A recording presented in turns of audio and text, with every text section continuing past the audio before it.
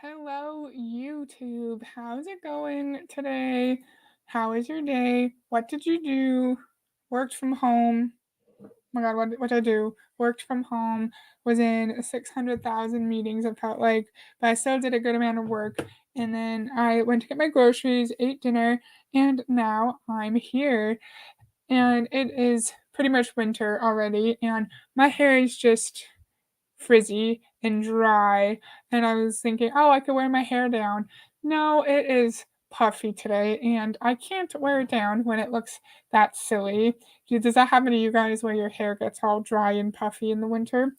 I see. Oh, I have friends, Monica, Anastasia, and Lisa. Hello. Thank you so much for joining me. If you weren't at our last stream, we listened to half of a podcast from famous MLM coach named Bob Heilig, who's telling us all about the lessons that we can learn. What is this? The lessons that we can learn from the Beachbody pivot to fully affiliate marketing. And we ended at 12 minutes. I'm just starting it 30 seconds earlier at 11:30, so we are able to get kind of what he was saying before. If you want to watch the other one, you can. The part one, but you don't have to. It doesn't really matter. Oh, Anastasia is 24 degrees Celsius in Toronto. It's not winter, but it's winter adjacent. It's definitely, I'd say, overnight -5 degrees Celsius. During the day, it gets up to 4 degrees Celsius, but it's very dry already. Hey, Tanya, it's nice to see you. Thank you for joining. And I'm ready. Excuse me. Let's do this. This is Bob talking about the Beachbody pivot to affiliate marketing. Please confirm if you can hear him. These people on their team that would like work really hard and they'd hit this first leadership rank and then they'd get there and they'd get completely stuck because they'd reach a point where they just can't do it anymore. They're doing everything on their own, and then they start to burn out, and then the leaders start to think, well, man, how am I going to get to where I want to go? Because I don't think people can do what I did to get to where I am. And they were right. They couldn't. He's so loud. We heard about this in our part one. Sorry of how loud he was. I can hear him. Okay, thank you. I turned him down. It's way too loud.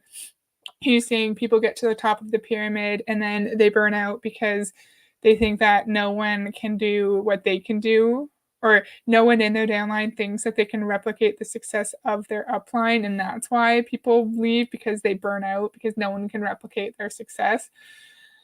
People get burnt out from MLM because maybe they realize that it's a scam, that only a few people at the very top of the pyramid make any money, that they're lucky to be making money off of the backs of people who are suffering beneath them. You can see how fluffy my bangs are.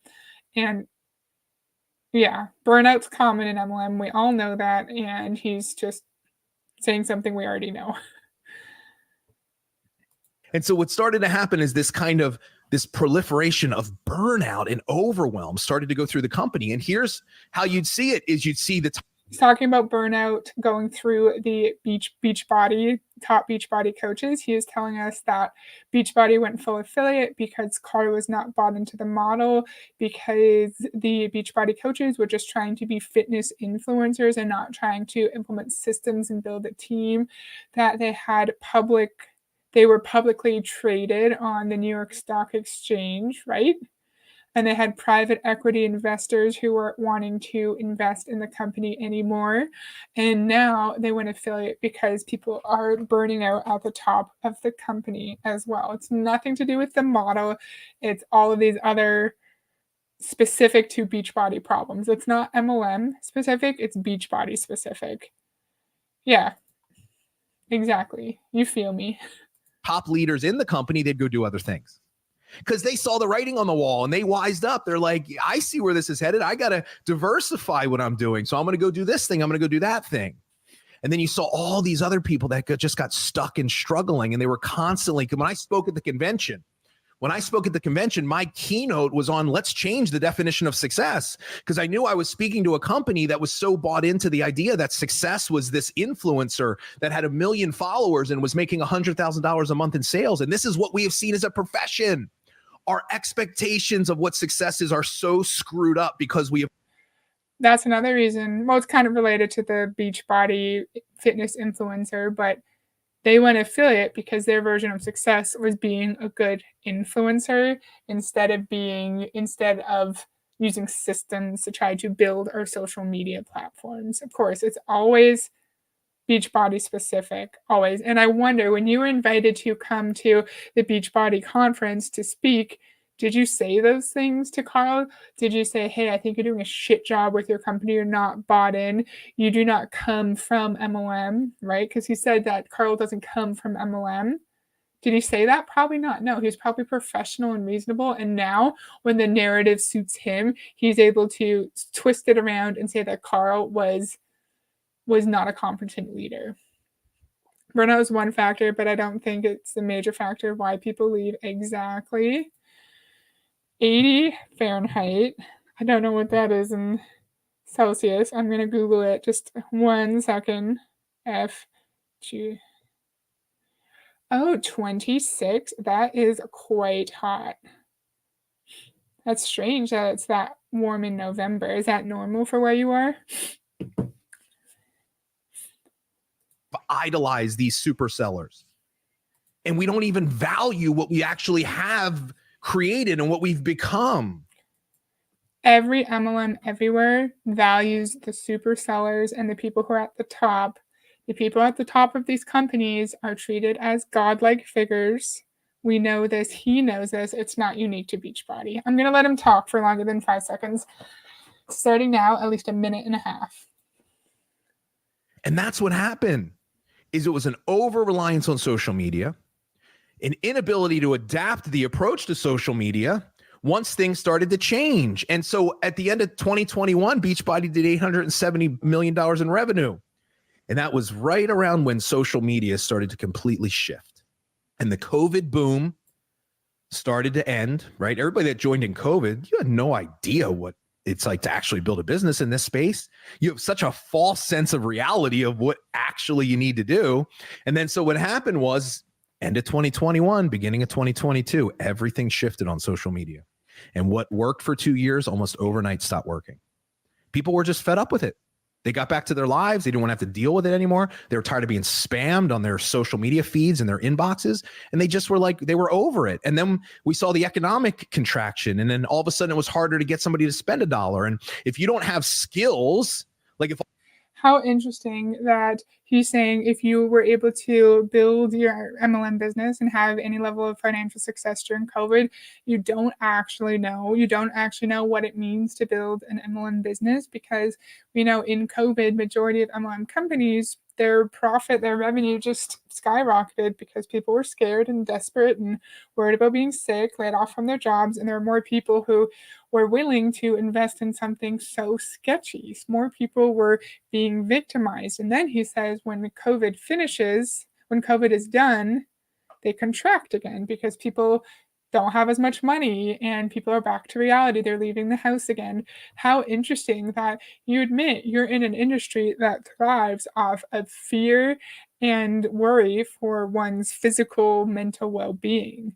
If I was in an industry that thrived during COVID, a worldwide pandemic, I might say, why is that? That might be a little bit sketchy. Okay, bye, Monica. I hope you enjoy work tomorrow. Oh, yes, you're super tired. No worries. Have a good sleep. All you were taught to do is just push out every promotion and sale of the company and hope and pray that it gets you a sale. Once that stopped, what do? You weren't equipped to be successful. Bob, that's every MLM everywhere. Everyone pushes for the next rank.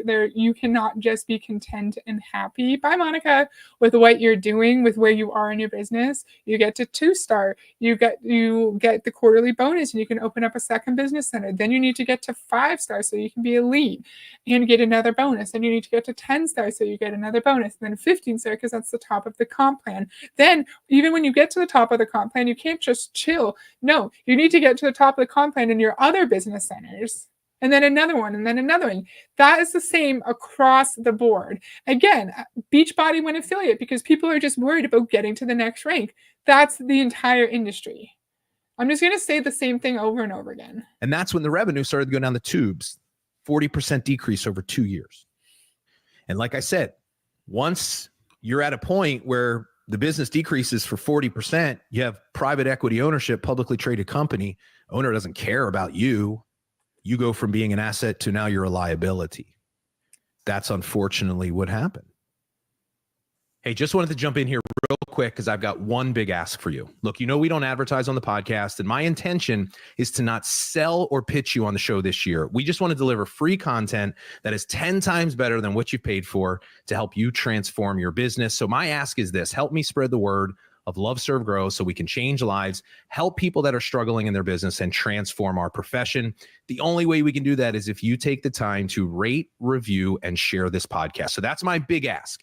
Just take a few seconds right now, wherever you're listening, leave a review. It would absolutely mean the world to me, and it might just change the life of someone else. So thank you so much for being a part of our community. Just promote my podcast, and it will change someone's life.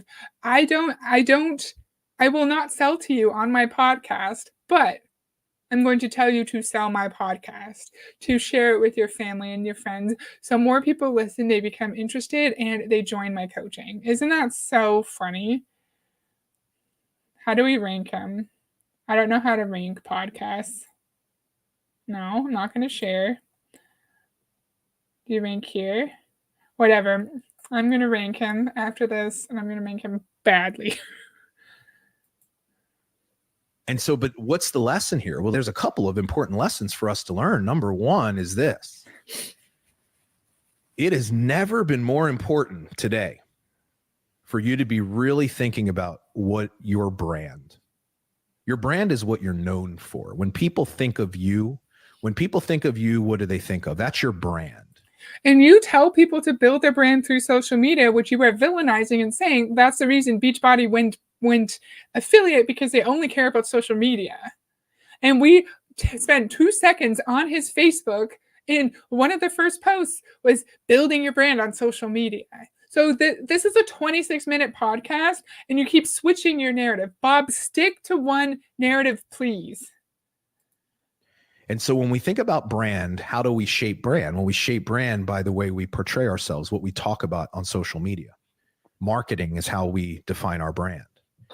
And so it's never been more important. Here's the shift we need to make: for you to be more focused and be known for the problems you solve and the people you help than the company you represent and the products you sell. I'm going to say that again because that's really important. It has never been more important to be known for the... No. Oh, this happened last time. I think we're at like 10. We had 10 minutes, 30 seconds left or something.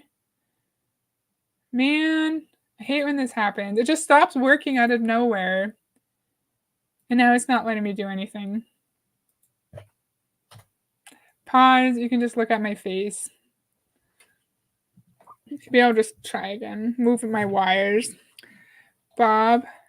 It's so awkward with technical difficulties because if you're in a meeting, a work meeting, you can at least see people and maybe they'll chat amongst themselves. But if you have technical difficulties on a stream, you're just sitting there talking to yourself.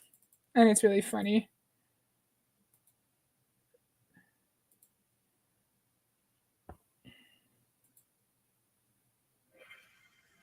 Okay, I don't know where we were at. It's going to be really annoying. I think we were at around 10 minutes and 30 seconds left, but my apologies if I don't do it perfectly. That was super rude and annoying. Okay, let's try this again. This happened last time. It just randomly stopped working out of nowhere. Man, I have 2 of the same screens up, so I don't know what to share. There you go.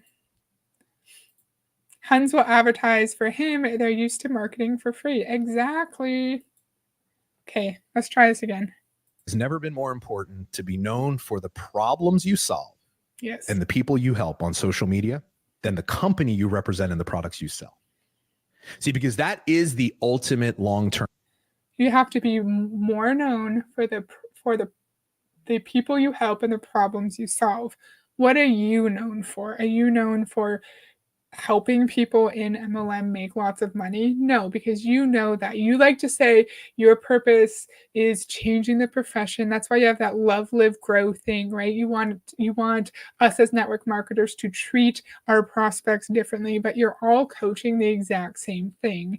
You're telling us what Fraser Brooks tells us, what Ray Higdon tells us, to not just be tied into the company, right? Because if our company shuts down like Beachbody did with their MLM structure, people still need to feel connected to us and want to buy from us. Has nothing to do with the products. Everyone says that all the time.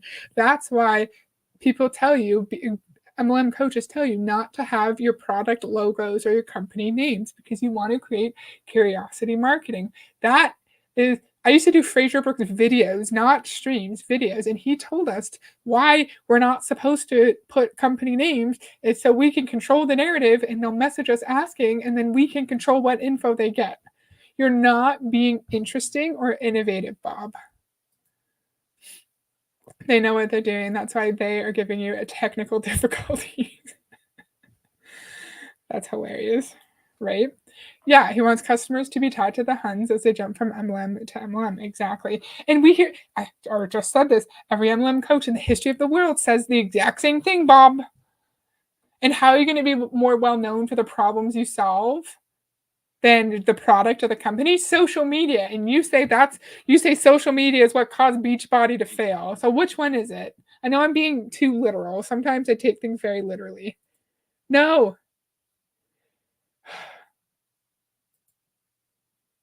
I keep fucking up, friends. I'm sorry. Through your brand and your following is so much more important than the value you have in any one company. And we've seen this time and time again. And so if you want to insulate yourself long-term and mitigate the risk of being in this profession, that's what you do. Now, does that mean you shouldn't talk about your... You can't mitigate the risk of being in this profession because at any time, Bob, and you know this, another MLM could go completely affiliate, could shut down, like we're seeing all over the place. And you want people to mitigate the risk of being in this profession, or at least think they're mitigating the risk so they stay with you. They continue to pay you thousands and thousands of dollars for you to coach them. You are pretending to be very calm and diplomatic and tactful, but the reason you're doing this is because you want people to not panic and quit your coaching. You want people to stay. Always think of the fucking motive. At least he's not screaming at us, but I don't like this approach because you might not realize he's being manipulative if you're just listening, like as you're doing your dishes. Company and your products online? Absolutely not. You believe in what you do, you should share it, but you should have a disproportionate amount of content. More than 50% of your content, you should never be talking about your company or your products, and you should just be creating content to try to help, giving advice, sharing stories, knowledge, your experience. You're giving advice, sharing stories and knowledge to recruit people.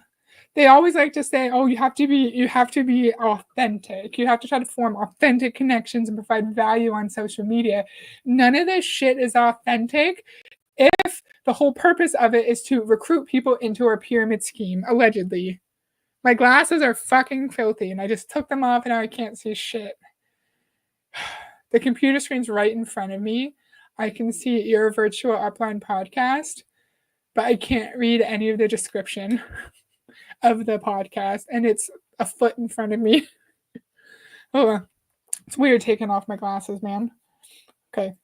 That's the big shift that I realized I needed to make in 2015 when this happened to me, right? When this happened to me, I said, that's the one lesson I'm going to learn. I'm never going to put all my eggs in one basket when it comes to my social media and what I'm putting out into the world. And he also told us that a lot of the top Beachbody coaches were diversifying their income.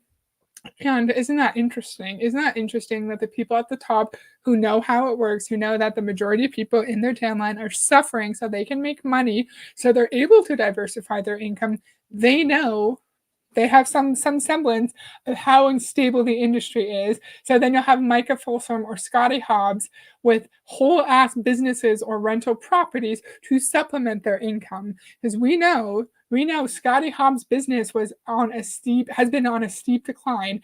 At his peak, he had 45,000 coaches in his downline.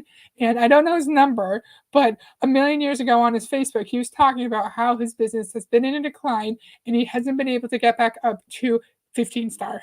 Hello, Mr. Ranger Lab. How's it going? It's lovely to see you today. Thank you for joining. And what's the weather like where you are? A few people, it's kind of warm, and for me, it's not horribly cold, but winter adjacent. I'd say 1 or 2 degrees Celsius. And that doesn't mean that you don't believe in your company anymore. You don't believe in the industry. It's just the right way to market in 2024 and beyond. And what's interesting is the more you do that, the more successful you'll be selling the products that you have anyway. And so that's the one lesson, is we need to really be conscious of that. But to me, the other lesson is this, is we need to really look closely at what it is we are promoting and what we are teaching the people that are on our team. He's trying to make it seem like if you just do what he's telling you, you will not end up in a company where this happens. As long as you focus on promoting your brand, on solving problems and giving solutions instead of selling a product, then you will not be harmed by this in the future, right? He said in 2015 he was in a company and this exact same thing happened. A lot of Beachbody, he wants Beachbody coaches who are in his coaching program to not completely leave the industry. He wants them to go to another MLM and providing advice such as just be careful about what you're selling. Again, insinuating that Beachbody went affiliate because their products aren't worthwhile. If we just find an MLM that has worthwhile, valuable products, then they will not go affiliate and our businesses will be safe. Excuse me. Sorry for coughing in your ears. Pretty warm here. I was wearing a short sleeve shirt today. Nice. It was very sunny, not too cold. One of the most important jobs that you have as a leader is to create a culture and to create an environment on your team where the average person can win. An average person will never win in an MLM. I've said this a million times across my channel since the first video I ever did. You may make money in an MLM if you get in early, if you already have a big social media following, if you're lucky, if you are well spoken, if you are in an industry or a job where you already have a really big network. I'm sure you guys have watched Not Josie from Not the Good Girl. She talked about her success in Beachbody and MLM, and I think she was a hairstylist or she owned a salon. This was years ago when I watched this video. She said when she joined the MLM, she had a huge network and she was able to recruit a lot of those people in right away. So she had pretty fast success. If you don't meet any of those requirements, you will not win. Also, what is your definition of win? Do you mean actually making a reasonable income, a reasonable profit where you can sustain yourself off of your Beachbody income? Do you mean $1 in profit? Do you mean $100 a month? Doesn't matter if it's profit or revenue. What do you mean? We know the MLM version of success is very lenient. It doesn't actually mean making a living. It doesn't have to. It just means maybe not going into debt. Isn't that nice? The 0.1% of the people that are the super marketers and sellers that are going to be successful no matter where they go. I'm talking about the average person that joins this profession that's never done anything like this before, that's never going to be a great marketer, isn't ever going to be great on video, but has a love for a product that has changed their life, has family and friends that need help, that they could share a product with, and that could be a part of something that could improve their lives, whether it be financially, spiritually, or personally in a meaningful way. And we need to celebrate those people. How about we celebrate those people so they feel like they have a supportive community and they're distracted from the fact that they're not making any money. Wow, John made his first $100 in the business. Who gives a shit that John made $100 if he's spending $300 a month for his business and he's actually going into debt, right? And I was going to say something else. What was it? I had a really good point. I hate when this happens. I had such a good point and now it's out of my brain. But yeah, we're celebrating those people who are the average people because we just want them to stay in. Yes, I remember not everyone is good on social media. Not everyone can sit in front of a camera and actually have people watch them, right? If I were to say, "Oh, I'm joining an MLM, I need to grow my social media, I need to grow my YouTube to 10,000 followers," I wouldn't be able to do that because I don't have the personality for it, and that's okay. They make it seem that everyone can grow a platform on social media of 1,000 people or even 500. Not everyone can do that. Not everyone can speak to a camera. Hello, Tori. It's nice to see you. Thank you for joining. I'm getting annoyed at Bob, and my nose is running. How rude. As big of a deal the first time somebody makes $1,000 as we do when somebody hits the top rank in a company. And how about you recognize as a leader, you're going to have an exponentially greater amount of people that hit the $1,000 mark than you ever will the other one. And that's an issue. Why are more people hitting 1,000 versus a million, Bob? And you wonder why no one cares about why you're saying that no one cares about people who hit 1,000 versus people who hit a million, because everyone wants to hit the million. Everyone wants to hit the million, but of course we have to celebrate the people who hit the 1,000 so they'll stay in the company, and they won't think, "Hey, I made $1,000 after a year in my MLM, but I spent 10,000 or I spent 5. I'm actually going into debt. Maybe I should leave." I'm gonna let it play. I'm sorry. I keep pausing every 5 seconds because he's bothering me, and if I don't say the shit that's in my brain, I'm never gonna remember. It's just Bob. Calm down. Everything's fine. Everything's fine. So why would you not want to celebrate that? Why would you not want to make people feel good about that? See, a lot of you are unknowingly robbing people of the value of the growth and the accomplishments that they've made because you're only promoting the top sellers, the influencers. This has become the model of success. I was just having a conversation just the other day with a leader in a company that I really respect. She's a good friend of mine. She'll know who I'm talking about. And yes, you did influence this episode. She said, "Bob, here's the problem I'm seeing." She said, and I'm seeing this all the time. These people that join these companies, right? They go from company A to company B, and they do really well for the first 3, 6, 9 months, and they make more money than they've ever made anywhere else before. And then they get really frustrated and they quit because they think that they're not doing what they should be doing. Meaning that like they want to make 6 figures in their first year of doing a new business. And so I say, why is that? Well, here's why. Because their expectations are totally screwed up. They look and they compare, the $1,000 a month that they're making, which by the way, is life-changing to their family. And more than anything they probably ever thought they could have done. Why do you think expectations are screwed up?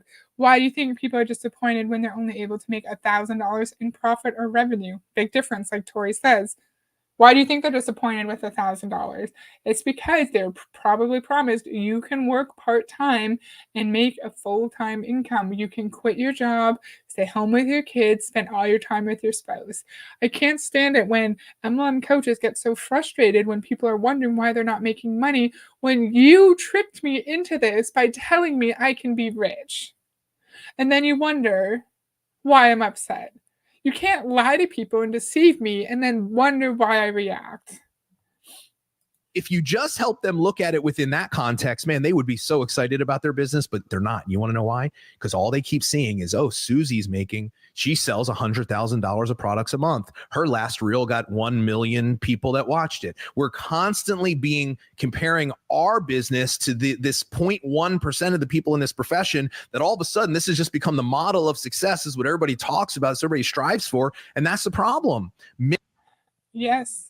You'll see people like Melanie Mitro or Tony Van Schoik say, "Hey, I am just this person who never had experience in sales before. And look, I'm at the top of the company, so you can be too." I've said this before. It may not make a perfect amount of sense, but I feel like at the exact same time, top MLM distributors are thought of as godlike figures and then also really relatable, right? We need to look up to them and idolize them, but also think that we can be just like them and replicate their business success because they tell us that we can.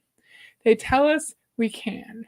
And again, Beachbody had to go affiliate because all of the coaches who are making $1,000 a month, they're not being celebrated for their amazing achievement, and they're thinking that they need to replicate the success of a Melanie Mitro or a Christine Dwyer. And they won't be able to because Christine Dwyer is at the fucking top of the pyramid. I used to follow her Facebook quite a bit. Probably at least a year and a half ago, she said she had over 200,000 people in her downline. 200,000 people. And I looked at her website and she had so many big names in her downline.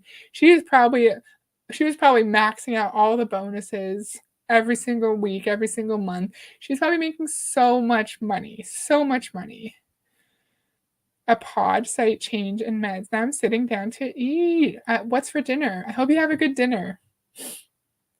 Mismanage expectations. It's your job as a leader to help set the right expectations for people, to remind them the things that they're doing are amazing, to create a culture on your team where you're pushing up and promoting people just for the little wins along the way, for the effort that they make. Are you teaching people in your coaching company to do that though? Are you teaching people to be straightforward and set reasonable expectations for the people they're recruiting? Probably not. Probably not. And a million years ago on this channel, Michael Neiman, I'm going to Google and see if I can get the name of the video. It was a stream. Was it a stream? I'll just search from the homepage. It was 100 celebrations a month. It was a good video. 100 business celebrations a month with Mike. I'll type it in here. It was a good video. Business celebrations a month with Mike. That was a good ass video. And he talked about you have to constantly celebrate the little things. Oh, you had a conversation with someone, you sold your first product, you hit Success Club, but it's always things that you're celebrating that have nothing to do with financial gain. Because you sold one product, that's wonderful and great, but the commission you get on that is nothing. $20 maybe, and you're not even making the $20 because you had to buy product to be qualified for Success Club. Because remember, for Success Club, you had to have 90 PV points on Home Direct a month to be qualified. Even if you get commission, it's not all, I was going to say revenue, it's not all profit. There you go. You define what success is in your business and your organization. And this is a cultural issue for our profession. This is happening everywhere. It was like the COVID boom, the wild, wild west of social media, this complete dependence on social media, doing it in a transactional way with no real skill, no sales skills, no systems, no leadership. And then all of a sudden it stopped, and then the wheels fell off and companies just completely shrank. And at the end of the day, here's what most people don't want to hear is you play a role in this as well. And I don't want that to come across insensitive, okay? Because I've been through this twice. And I'm not saying it's your fault, but you have to understand that the only way a company gets to this point is the consultant's inability to continue to grow the business. And it doesn't make it right, and it's not okay. But it's your fault. If you're a Beachbody coach, it is your fault that we went affiliate because you don't have an ability to grow the business. What have we learned? We have learned that Beachbody's gone affiliate, one, because the coaches can't grow the fucking business, because Carl is not from MLM. He does not care about us. They are publicly funded. They have private equity funding. Their products are shit. They're just focused on social media, not on systems. There's very little network marketing skills within the company. Nothing to do with the system, with the business structure. Of course not. Yeah, leaders said to celebrate your nose all the time. All the time. And then you never take no for an answer. No, you come back and you harass the crap out of them until they block you or say yes. Everybody plays a role in getting to this place. And so here's the thing, and I'll just say this won't be the last big company that we hear. I don't know who's next, but I can promise you when I look out in the landscape of today, there's other companies that have similar elements. We're going to see the test. How bought into this are they? Or are they going to just hop on the train and just be the next company that's making this innovative shift to the affiliate model, which is BS? Why is it BS if you could always make money in MLM just selling the products. Why is it BS? If you could truly make money without building a team, this shouldn't be that big of a deal because, oh, it's okay. I'm still going to make a full-time income just by selling the product. But Bob knows, everyone knows you need a team. So you take away the team, you take away the income. How long do you think my elbow. How long do you think Beachbody is going to last totally affiliate? I don't know. I had my elbow on the desk and it just cracked really loud. We had to wear sweatpants and hoodies this morning. This afternoon, I was in tank and sweats. Oh, that's so annoying when that happens. It's freezing in the morning and then hot in the afternoon. Then I would often wear shorts and a big sweatshirt on top, so I could just take my sweatshirt off when it was like 20 degrees Celsius. And so what can you do? Well, here's what you can do. You can be conscious of the way that you build your brand on social media. You can start to create a different culture that celebrates different things in your team. You can double down on your own skill development, right? Doing this is not going to make sure you're safe from this happening to your company. But maybe he's saying doing this will make your transition to another MLM easier if your company goes affiliate. If you foster a culture of support and recognition, people are going to want to follow you. If you promote yourself on social media, not about the products or the company, but on the solution you're able to provide, your customers will follow you to the next company. I don't think they'll even last a year, maybe 6 months. Because the one thing that a company can never take away from you, they can never take away your reputation, and they can't take away your skills. They can take away your reputation if they sue your ass for cross recruiting, right? Take those away from you. And I know how frustrating it is to go through something like this, but I'm telling you, you are not starting over if you go somewhere else, because you have built a brand, you have built some reputation and trust, and you have developed skills. And those things are all transferable no matter what company or vehicle you're in. And they will help you get to where you want to go and even beyond where you've been way faster than what you've done in the past. It won't help you if you are the average person in an MLM who doesn't have a huge downline, not much of a social media following. It's not going to help you because you won't have 100 people who will automatically follow you to the next company when yours goes affiliate. If you're like me and you're not super eloquent while on camera, and you can't engage hundreds and hundreds of people on social media or YouTube, you're not going to be able to build a big following with the solutions you're able to provide or the problems you're able to solve. This is for the people who are at the top of the company with a big downline and a big following. And this is where I just kind of shake my head. And I think it's really sad because, and I can't blame them, because I know when your back is against the wall, sometimes you make decisions out of fear without the consideration long-term of what it does. But I see people promoting things on social media as a way to make a quick buck today because they need to make money, and they have no idea that they are entreating other people, by the way, from a place of fear, talking bad about other leaders and companies because they just think this is the thing that's going to help me stay afloat. And they have no consideration that they are destroying the trust that they've built in other people and their reputation. Wait. If we're being mistreated by people in our company, if we're upset with how our CEOs have treated us, we're not destroying our trust. We're not ruining the industry. We are expressing our emotions. He seemed to have a lot of deep-seated hatred for the people who are speaking out against Carl Deichler, who are questioning things, because in MLM, you're not supposed to question. You're supposed to take what the CEO say and trust it and believe that it's true. How interesting. How interesting. You can't speak negatively or else you're losing trust in everybody and you're just ruining the industry.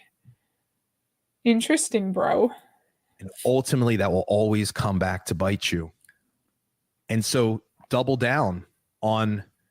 And if people are speaking badly about the industry and the CEOs, more people are going to leave his coaching company, his coaching program. He just wants people to continue to pay him. So obvious. You're so obvious, Bob. Doing things the right way, on developing your skills and learning how to play in the marketplace of today in a way that wins. The company is very rarely the problem. It's always the person. Wherever you go, there you are. And so let's learn a way to build a business, and let's develop the skills we need to be successful. And look, our MLM went affiliate because there's something wrong with us. It's not the company's fault. But you just said it was the company's fault. I don't understand. Are we the reason our company went affiliate? But we're the reason we don't make money, of course.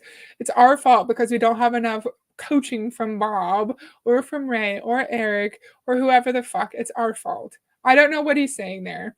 Carl doesn't deserve their loyalty. Isn't it hilarious that MLM CEOs demand blind loyalty from their distributors, but they think they don't need to give their distributors loyalty too? They can lie to them and say everything's fine, and then a few months later, take their businesses away from them. Isn't that interesting? if you're a Beachbody coach going through this, take your time. Take your time. Look, if you listen to this podcast, you've heard me have this conversation, unfortunately, many times, but don't fall victim of all the hype and all the scare tactics of having to make a quick decision. The most important decision you will make in your career is the next company you join. And I have seen far too many examples where people follow the herd and out of fear, they go somewhere else only to realize 6 months later, that's not where they want to be. And now they're on to the next thing and the next thing. And that just doesn't look good. And so take your time, allow yourself a little bit of time to grieve. You do need to grieve, and you need to create a little bit of space, like listen to what God is directing you to do as your next step. That's the thing for me I always fall back on is my faith. And I just choose to believe that no matter how hard something might be, I choose to believe that God has a bigger purpose for me being in that thing in my life, that life. Of course, now we're doing some spiritual manipulation. We can't react quickly because then we're negative and we're ruining the trust we built with our platform. And we also have to just trust in God, that God has a path for us and he will tell us which company to go to, because the biggest mistake we can make is going to the wrong company. No, sir. I think the biggest mistake all of these distributors can make is staying in the industry, staying with your coaching, because you know how the industry works. So that's why this is so unethical, because he was in the industry. If he was able to actually make money in the industry, he knows it's based off of the backs of the people below him. People below him need to suffer for him to make money. It's really gross. Right? Of course not. Of course not. And in my opinion, I think religion should not be in the workplace unless you're a church or a Catholic school or a Christian school, whatever, or you're not a Christian religious-based nonprofit. Other than that, I don't believe religion should be in the workplace, like publicly. I don't think there should be public prayer circles. I think it's great for people to have the flexibility and for managers to be accommodating of people's needs to go off and pray and do what they need to do while at work. But I don't think there should be pressure for all the employees to participate in religious activities in the workplace, right? And it's so interesting in MLM, there is no care to not blur those boundaries, right? Because there's no division between our work in our MLM and ourselves, our identity. It becomes the same thing. So your identity as a Christian, as a Catholic, whatever religion you are, is directly tied to you in your MLM. If you leave your MLM, then you're not your full identity as a Christian. That was not very well said. I'm sorry. Life is happening for me. It doesn't happen to me. I'm not going to be a victim. I'm not going to give away my. Sometimes we're victims. Sometimes things happen to us, not for us. Sometimes things are just shitty. It's okay to acknowledge that they're shitty.